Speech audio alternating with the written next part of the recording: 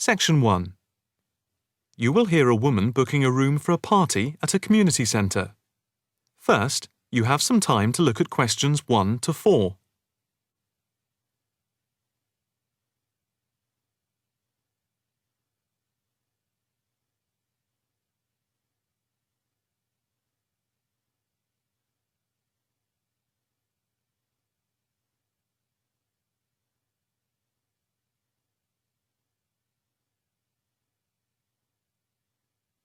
Now, the test will begin. You should answer the questions as you listen, because you will not hear the recording a second time. Listen carefully and answer questions 1 to 4. Hi, good morning. My name's Pete. How can I help you? Hi, my name's Maria Lincoln. I understand you hire out rooms in the community centre as venues for parties? Yes, we do. We've various sized accommodation. It depends on what you're looking for, really. We're looking to hold a party, a children's birthday party, and we need a room that will hold about 70 people, with space for a small disco area, games, dancing, and food. Well, we have a large room, and it would certainly hold at least 100 people comfortably. It's used a lot for parties and things like that. That sounds as if it might be suitable. I've tried various venues, and they're either booked up or they don't hold enough people. Can you tell me when you were thinking of holding the party?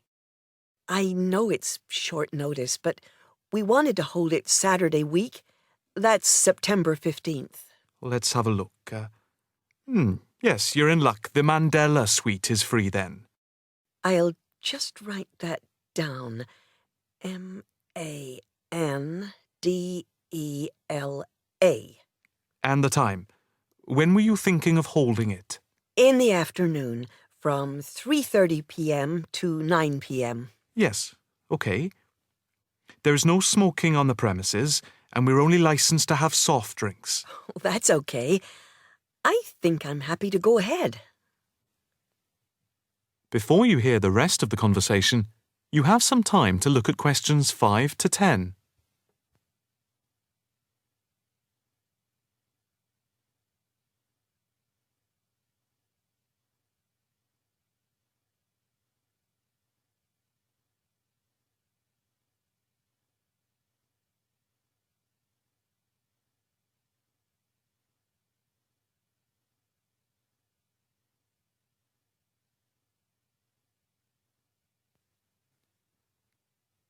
Now listen and answer questions 5 to 10.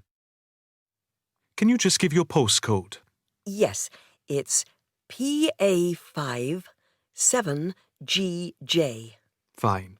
And the flat and street number? It's flat number 40, and the street number is 35. Okay, so that's flat 40, 35 Beaches Street. Yes, that's right. And a contact number? My landline is 223279 with the code. But I'll give you my mobile number, which is 07897 293381. Okay, 293381. Can you tell me how much it will cost? It's quite reasonable, actually.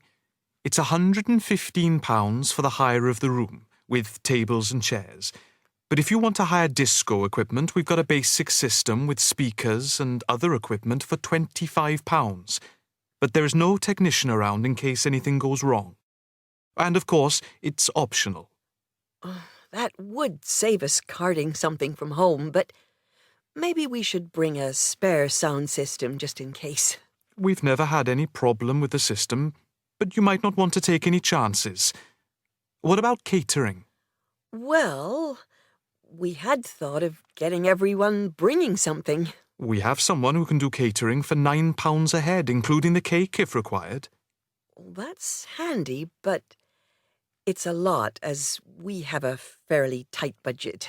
So, you want to go ahead with the booking? Yes, certainly. Okay.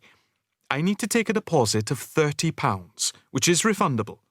The balance needs to be paid 2 days before the event at the latest. Fine. You can cancel up to 2 days before, but after that you lose the deposit. We don't intend to cancel, but is there any insurance we can take out? Yes, there's a form here somewhere. How much? It's, let me see. It's only £9 for the 24-hour period, and that covers you for cancellation, damage, and injury. Well, at least we'd better have a look at it. How would you like to pay the deposit? Cash. I'll just give you a receipt. There you are. 10, 20, 30. £30. Maria Lincoln. Thank you very much.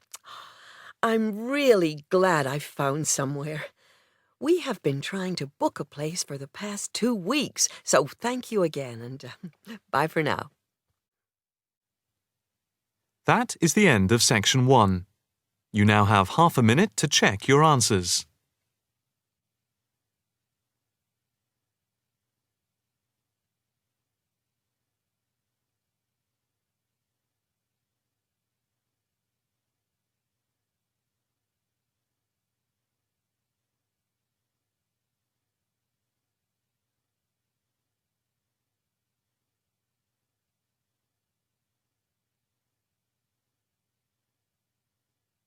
Now turn to section 2.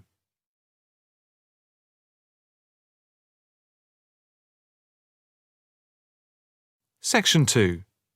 You will hear a talk on the radio about grass roofs. First, you have some time to look at questions 11 to 13.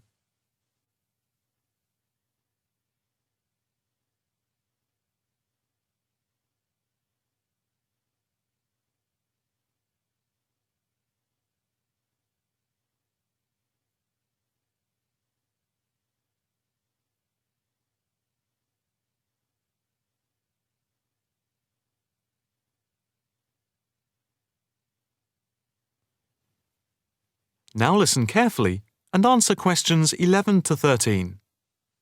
And now it's straight into the Eco Hotspot for today's programme. We are in fact going to look at an intriguing trend in recent years in the world of eco-friendly developments. There has been a constant stream of new green products coming onto the market for the environmentally conscious. A new departure, which I feel needs greater attention drawn to it, is the increasing interest in grass roofs. Environmentalists sing the praises of grass roofs as interest in sustainable ecological building has led to the greening of the rooftops of residential and commercial buildings around the world. And what does this type of roof consist of? Instead of tiles, which allow water to run off and create flash flooding, the roof has a waterproof underlay, which is laid over the roof deck. This waterproof layer is then covered with layers for insulation and drainage. Then, on top of the insulation and drainage layer, is added a final layer of soil or crushed stones for the plants and/or grass to grow on. The roof can be planted with wildflowers to add colour and life to your rooftop. Before you hear the rest of the talk, you have some time to look at questions 14 to 20.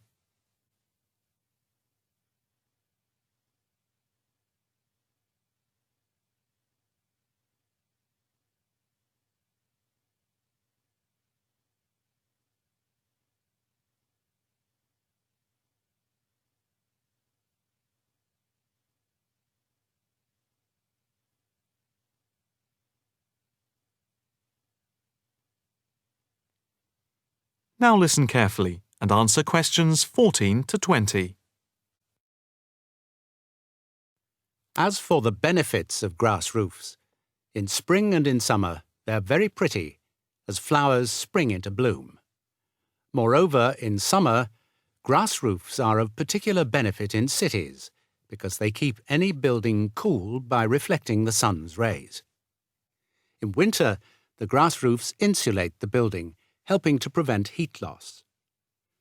The roofs require little maintenance and are better than any other roofing material.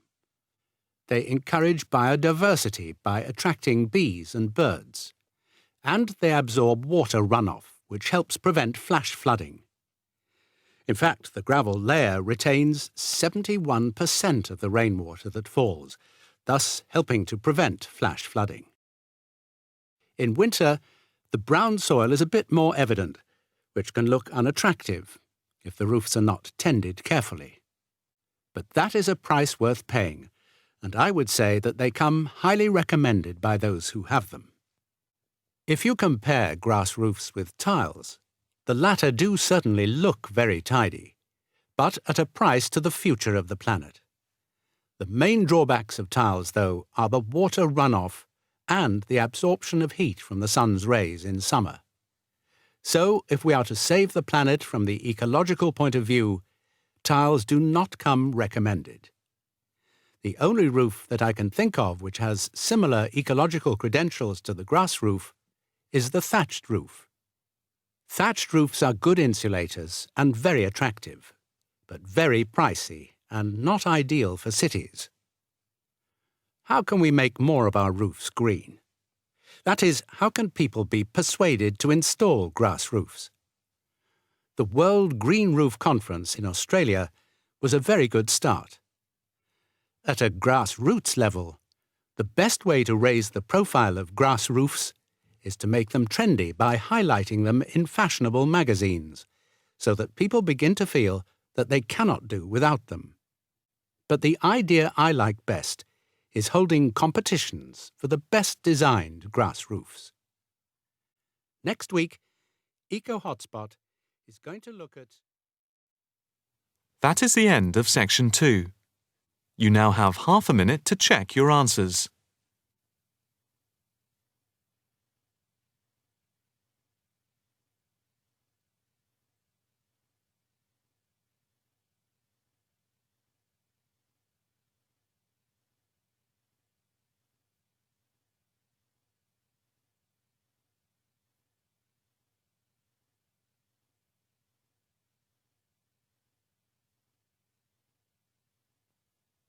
Now turn to section 3.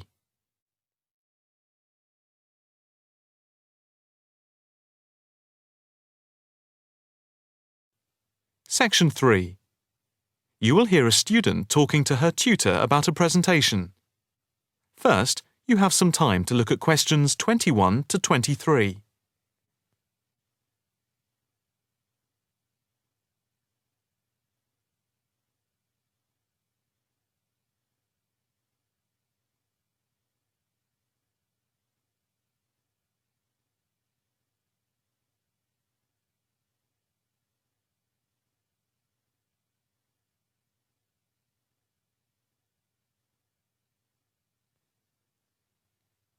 Now listen carefully and answer questions 21 to 23.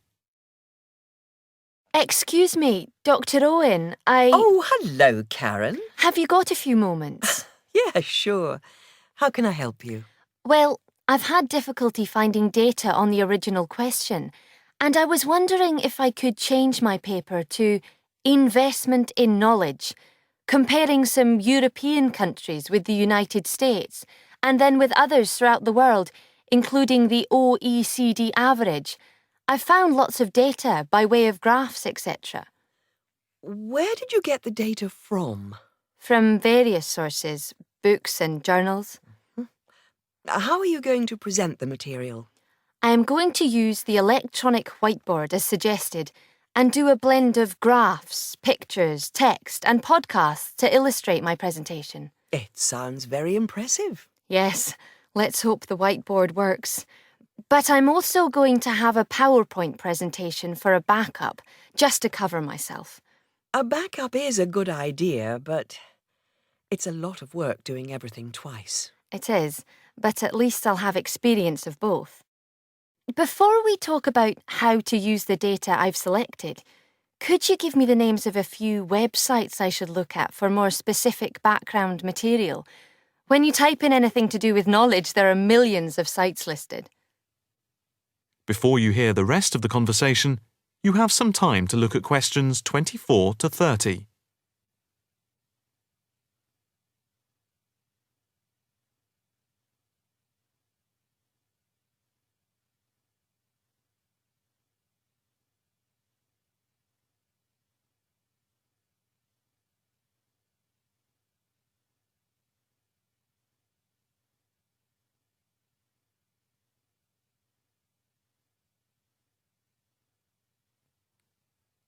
Now listen carefully and answer questions 24 to 30.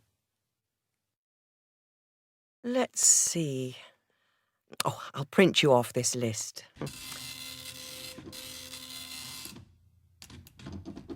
Oh, there we go. Right. Do I really need to study everything on these? No, I suggest there are 5 or 6 you can look at. The one you have to go through is the IT department section on the university site, which is www.kmul.org. It has articles by all of us in the department and has links to useful information, so I think it is essential to look at this. OK, I've already been on it, but I'll tick that one as a must-read. And there's a site which is hosted by Pollock. It's investmentit.com. All you need to do is to skim the abstracts of the articles on the site. They'll give you a general idea about the effects of investment in knowledge. Yes, that sounds good. It cuts out having to read everything. What about this one? knowledgejournal.com. If I remember, it's not that useful. I would say that there are very few things that you need to read there. Then there's itknowledgereview.com. It's got loads of articles, but it's probably best just to read those that have come out in the last term or so. Do you have to subscribe? No, it's free from the university library. And another free journal online is itonline.com. I wouldn't say it's essential to read it, but it is beneficial. And so I think it is worth a look. If you think it's useful, there is no harm in looking at it. But nationalstatistics.com is worth looking at and trying out the links that it gives. I think these are probably enough to be getting on with. I think so. There's another thing I want to ask about. How much material should I use in my presentation? Avoid crowding the screen. If you have lots of information at one time, people will not be able to follow it and will just switch off. That's worth remembering. I've been in lectures where there was too much detail on the screen and it was impossible to read quickly. But what about visuals? Do you think it's okay to mix visuals and text? Visuals are very useful, but they must be relevant, or else people will get confused about what they mean and why they are there, and they won't pay attention to what you are saying. So be careful. From what I can see, you have the makings of a very good presentation. Thank you. That is the end of section 3. You now have half a minute to check your answers.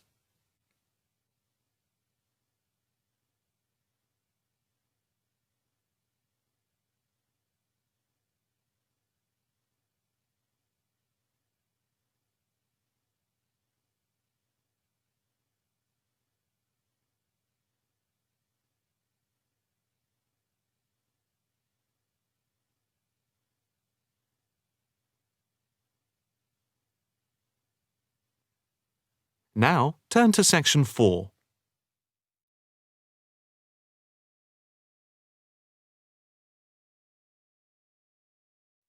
Section 4. You will hear a talk on the work of a printing department at a university. First, you have some time to look at questions 31 to 40.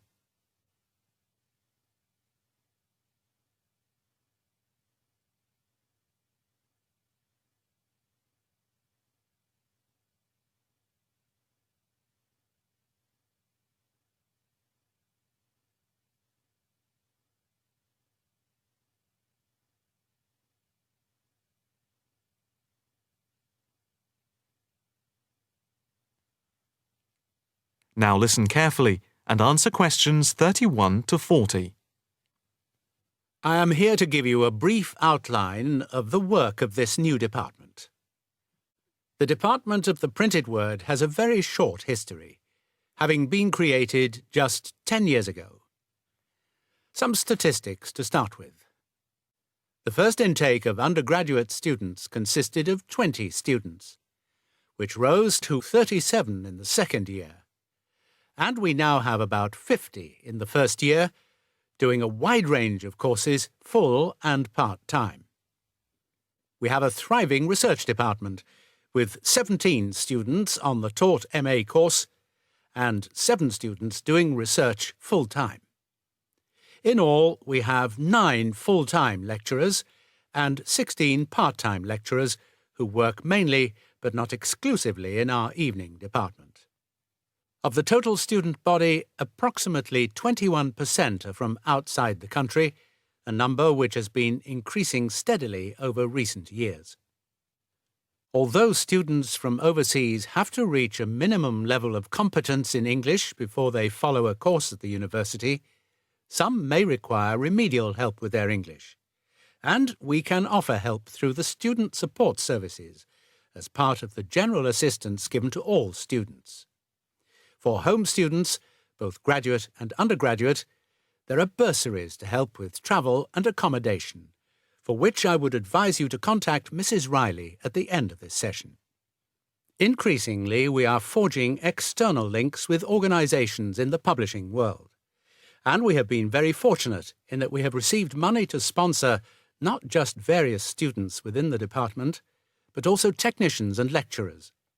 Each year we hold a series of lectures which are given by external speakers in the world of printing and the media. The series of workshops that you see around you have been built thanks to a very generous donation which has allowed us to develop our facilities for bookbinding and restoration. Now, the main work of the department relates to teaching the mechanism of printing. And as most printing is now so highly technological, all our students have to be computer literate. For those of you who are interested in taking a module in this department from another department, and who feel that you may not have the necessary computer skills, don't let the technology put you off. We have a number of specialist technicians who can support and deliver crash programs in the computing technology required. As long as you can switch on the computer, you are halfway there.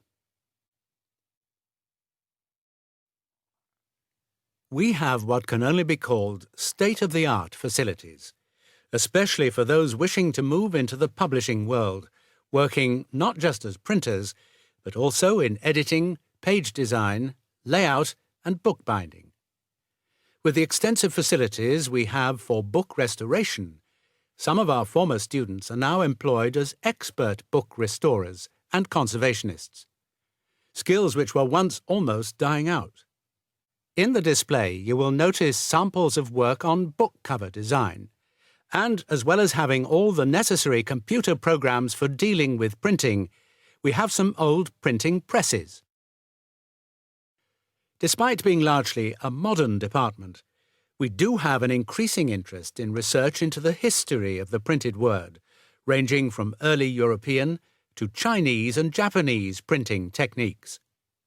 We have in fact some very well-known experts on early printing in Europe in the 15th and 16th centuries. If this area appeals to you, you can talk to Dr. Fred Clare afterwards. From China, we're lucky to have as a visiting lecturer Dr. Yu, who is an authority on early Chinese manuscripts and printing machines.